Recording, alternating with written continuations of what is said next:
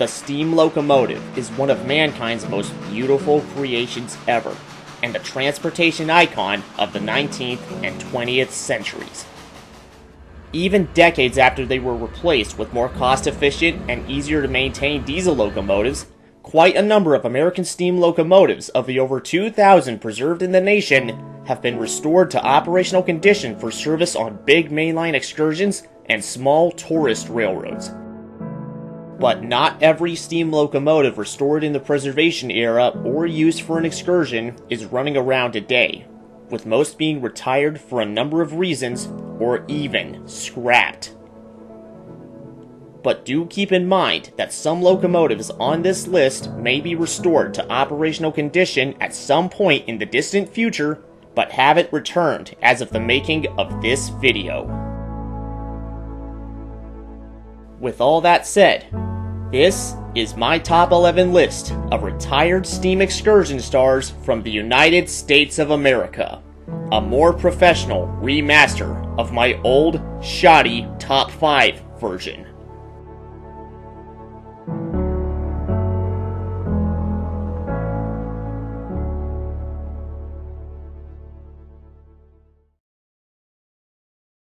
Number 11. Union Pacific 060-4466. Unlike most Union Pacific steam locomotives, which were built by Alco, the railroad's favorite builder, 4466 and her classmates were built by Lima in 1920, with 4460 rolling out in October.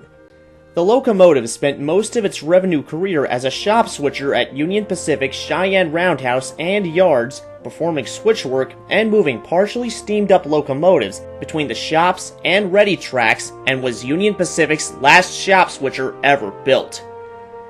It was then transferred to Grand Island, Nebraska for continued service in 1960, and eventually withdrawn in 1962 and placed into storage. 4466 was eventually removed from storage and donated to the Railway and Locomotive Historical Society in 1973, and later donated to the California State Railroad Museum in 1978. It sat on static display until the museum began a full restoration that was finished in 1984. Following the restoration, 4466 began a new life of hauling passenger trains for the museum and interchanging passengers with the nearby steamboat tours. The most notable moment in 4466's career happened in 1986, when the little switcher ventured all the way up to the city of Vancouver in the Canadian province of British Columbia to attend Steam Expo 86. While at the expo, it was featured as a public exhibit and took part in the parade alongside the other American, British, and Canadian locomotives at the expo, even welcoming the last-second arriving Canadian National 6060 on the last day in a barrage of whistle blasts. Expo 86 wasn't the only celebration 4466 participated in, as it also participated in the 1991 Rail Fair at its home, during which it reunited with fellow Union Pacific steam locomotives 3985 and 844. Unfortunately, 4466's career came to a sudden end when the state of California banned the use of coal-fired steam locomotives in 1999. Unable to afford converting 4466 to burn oil, the museum retired the locomotive and placed it back on static display. 4466 is still on static display inside the California State Railroad Museum and will likely never run again. Number 10. Santa Fe 1316. 1316 was one of 329 Pacific types bought by the Santa Fe between 1903 and 1919, and among 28 of the 1309 series built by Baldwin in December 1911. The 28 locomotives of this batch were originally built as 4-cylinder compound locomotives similar to those found in the UK, with 2 internal and 2 external cylinders. But it plagued them with mechanical problems and design flaws, most notably not being as powerful and fast as Santa Fe expected, and they rebuilt some of them into conventional 2-cylinder locomotives, with 1316 being the first, which fixed all of their problems and greatly improved their tractive effort and maximum speed.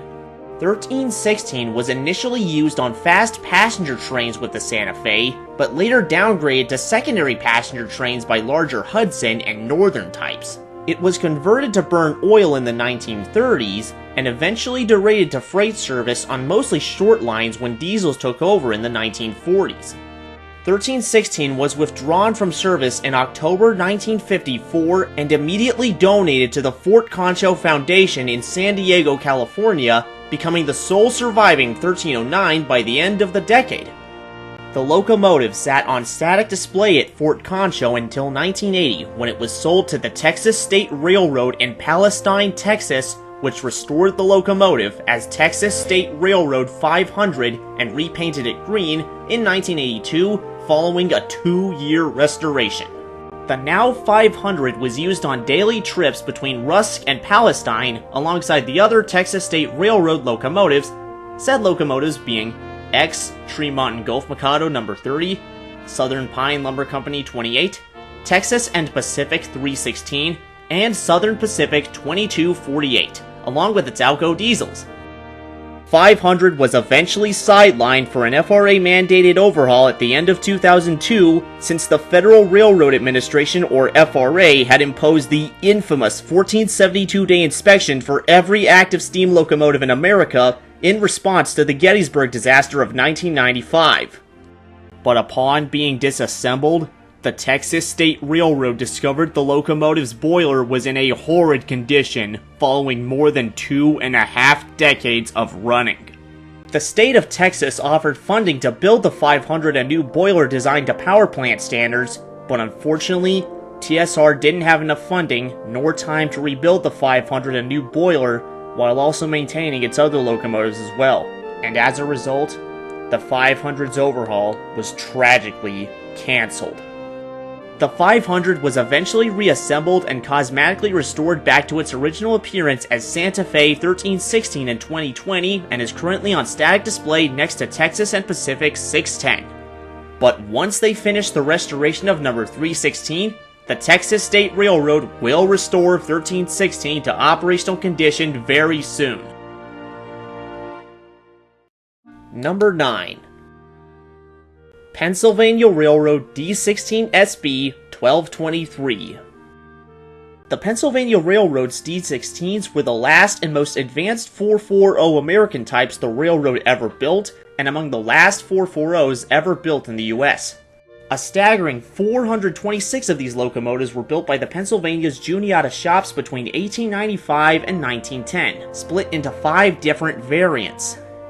1223 was built in 1905 as a D16B with 80-inch drivers for passenger service. The 440 had already been made obsolete by the 442 Atlantic, 460 10-wheeler, and 462 Pacific.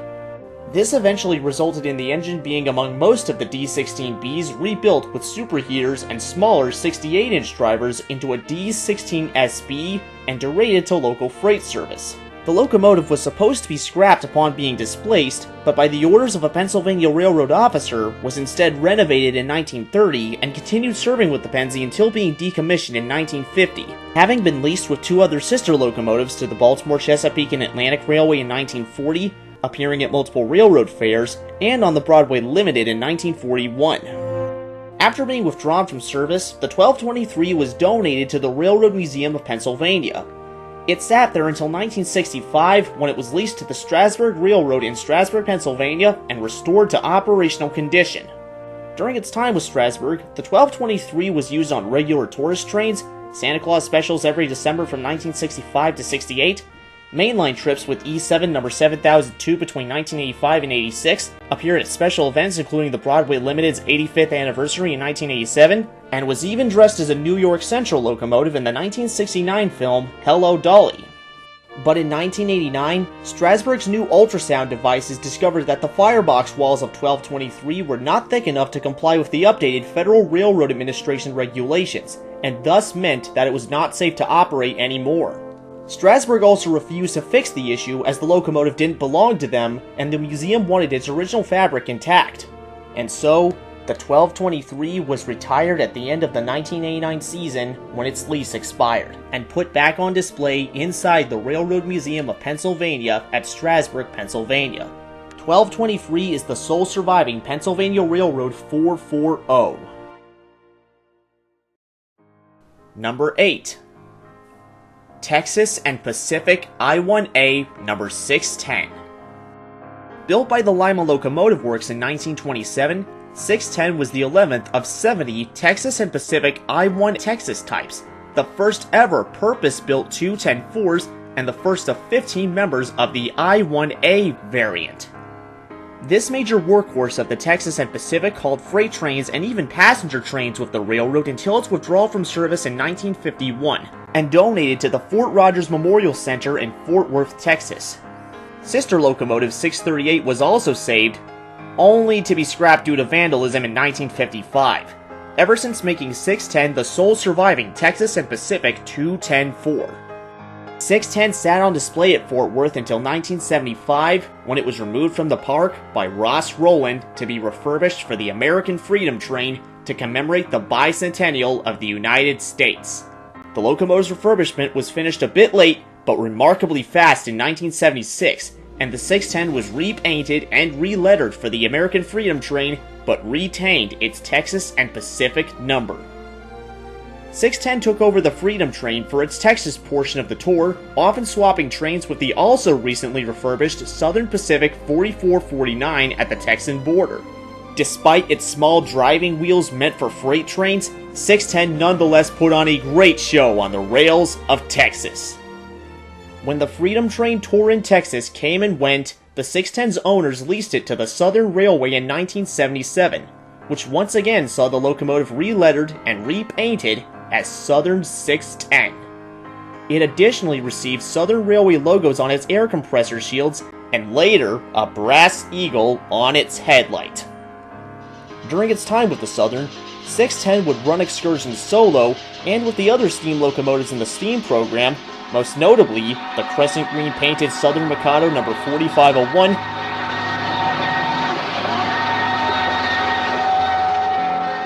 and KS1 Consolidation number 722. It even sat side by side with 4449, 4501, and 722 one time. Unfortunately, 610 may have been powerful enough for the Southern's lengthening excursion passenger trains, but its small 63-inch driving wheels made it unable to pull such trains at a fast enough speed for the Southern steam program's demands. The locomotive could only reach a maximum speed of just 50 miles an hour, and wasn't even limited to less than that, for that matter. Because of this unfortunate, bad turn of luck, 610 only lasted with the Southern for just 4 years when it was returned to Texas in 1981 and decommissioned for the last time. The I-1 was placed on static display on GSA property located on James Avenue in Fort Worth, and later moved to the Texas State Railroad when GSA downsized the property, which required the locomotive to be moved in order to make way for it. As of today, the locomotive is still sitting dormant at the Texas State Railroad in Palestine, Texas, having been reverted to its Texas and Pacific paint scheme ever since its retirement. The locomotive is often pulled out of its shed and pushed back in at the end of the day. She is one of 3 surviving steam locomotives from the Texas and Pacific, and the largest preserved rigid-frame locomotive built by the Lima Locomotive Works. Due to its size and massive operating cost, 610 will likely never run again. But in the meantime, she remains a proud monument of railroading in the Lone Star State.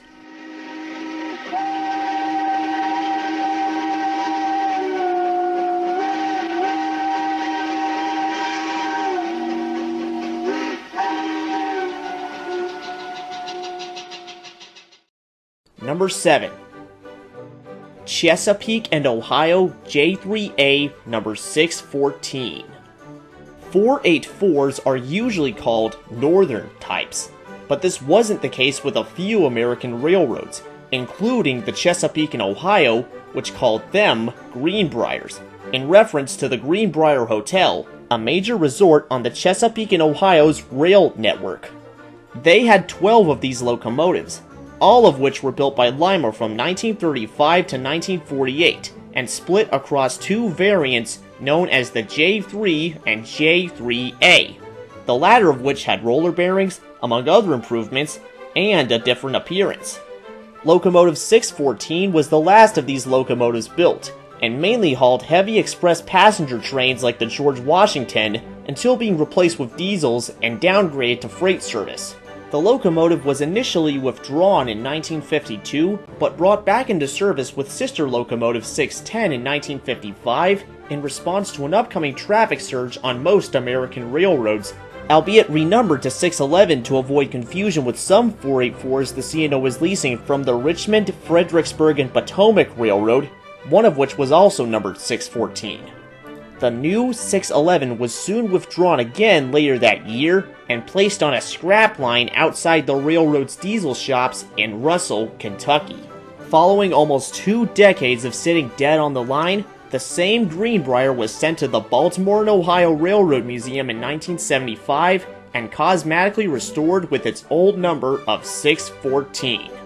Then in 1979, 614 was traded to Ross Rowland in exchange for Reading 2101 for the upcoming Chessie Safety Express, as 2101 was crippled in a roundhouse fire earlier that year.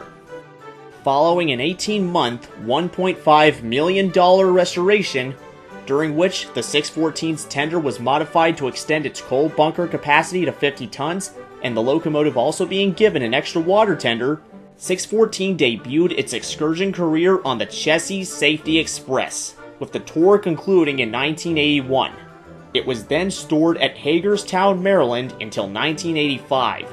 During a few weeks of its career in 1985, 614 was fitted with data recording equipment, renumbered to 614T, and hauled several heavy coal trains for publicity and funding of Rowland's ACE 3000 steam locomotive project, which was to be a modern, economical steam locomotive with greater fuel efficiency than diesels by using coal instead of oil, since coal at the time was cheaper than oil.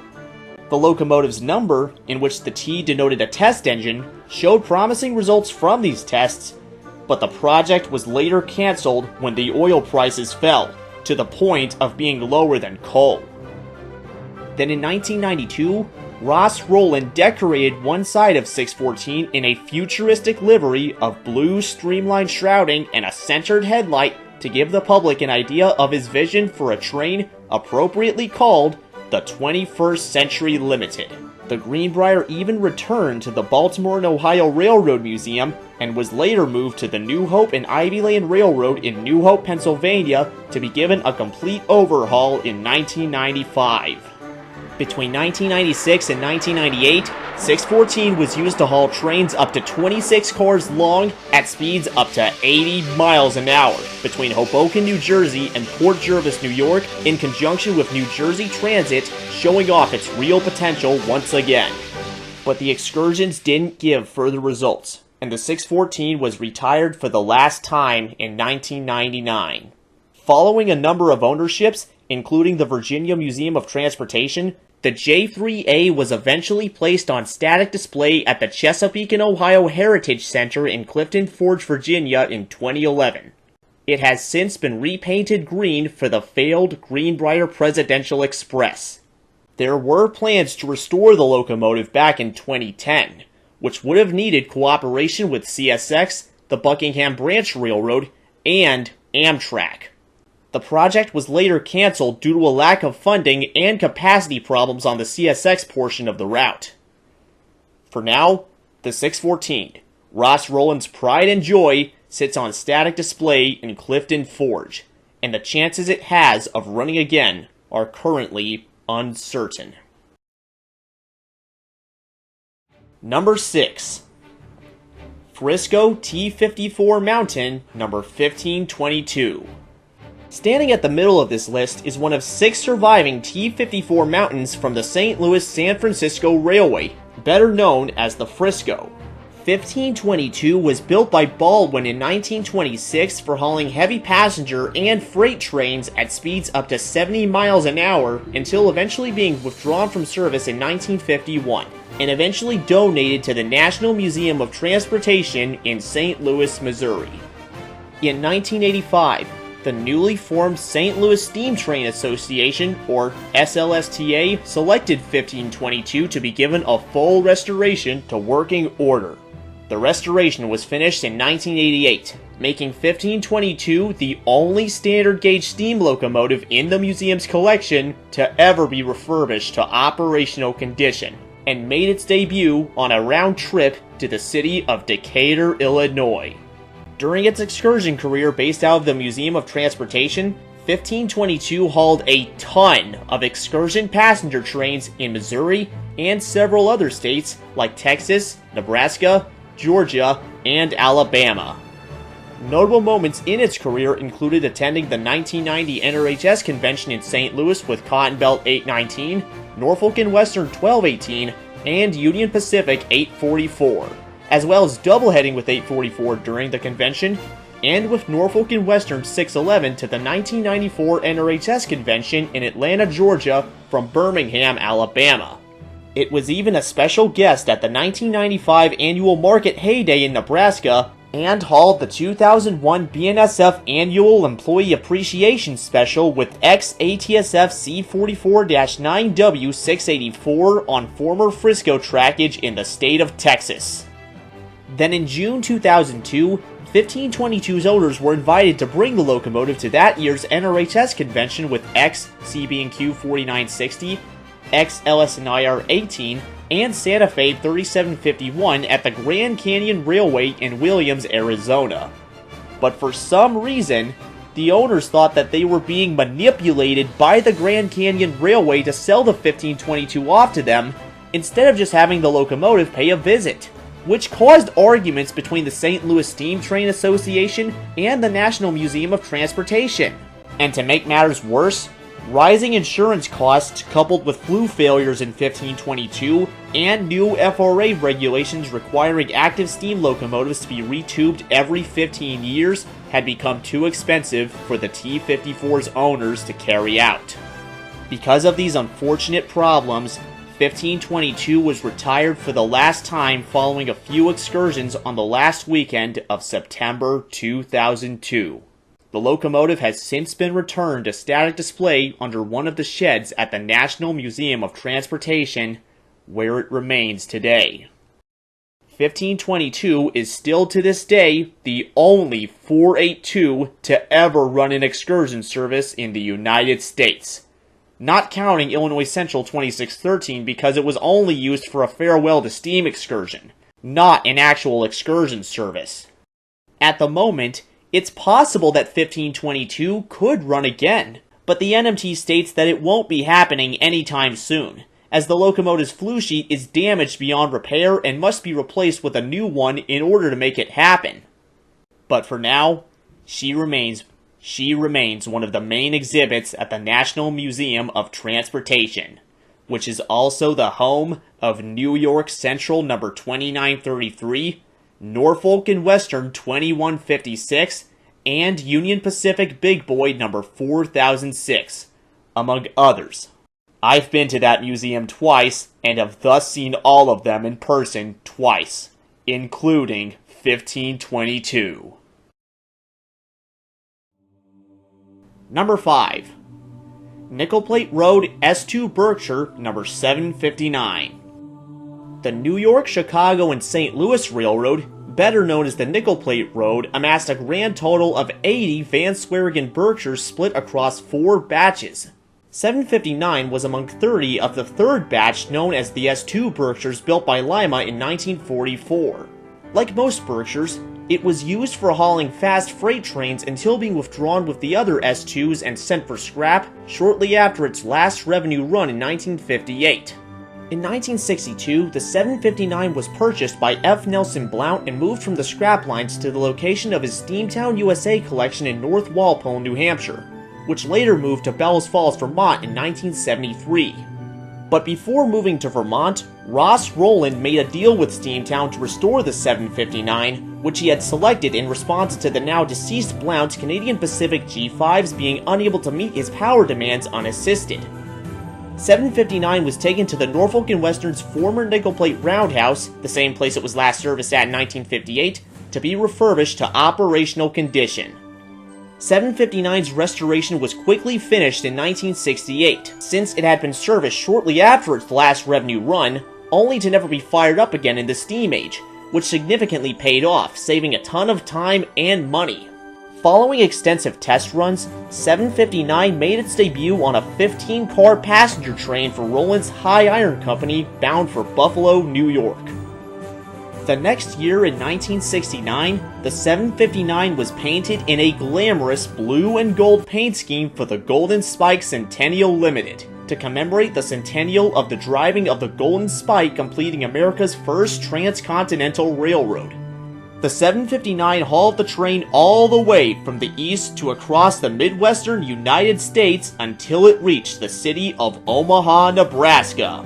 From that point, the Limited was handed over to the living legend, aka Union Pacific 844. Following its return from Omaha, the 759 was reverted back to its nickel plate road paint scheme and ran 2 excursions at Steamtown.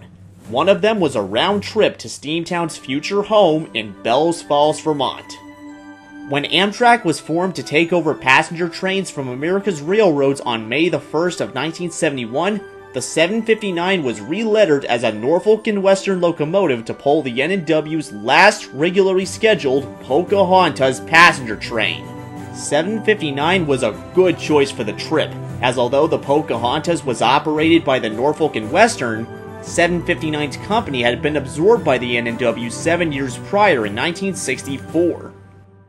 In the winter of 1973, the year that Steamtown moved to Bells Falls, Vermont, the 759 was stored at the Delaware and Hudson's Roundhouse in Russell Point, New York, following a few excursions. But this was where 759's career suddenly came to an end. While being stored for the winter, the Delaware and Hudson didn't drain its boiler all the way, meaning that some water was still left in it. The winter temperatures caused the water to freeze and cause a considerable amount of damage to 759's boiler tubes. Steamtown thus sued the D&H for the damage it had done to the locomotive, and won. In compensation, the D&H made some repairs to the 759. And after some follow-up work back at Steamtown, the locomotive was test-fired in 1975. Some more restoration work followed in 1977 to make 759 legally safe to operate, but when a boiler flue failed during a hydrostatic test, Steamtown decided to retire the 759 and place it back on static display. The S2 was eventually moved with the rest of the Steamtown collection to Scranton, Pennsylvania, and has remained on display at the new location ever since.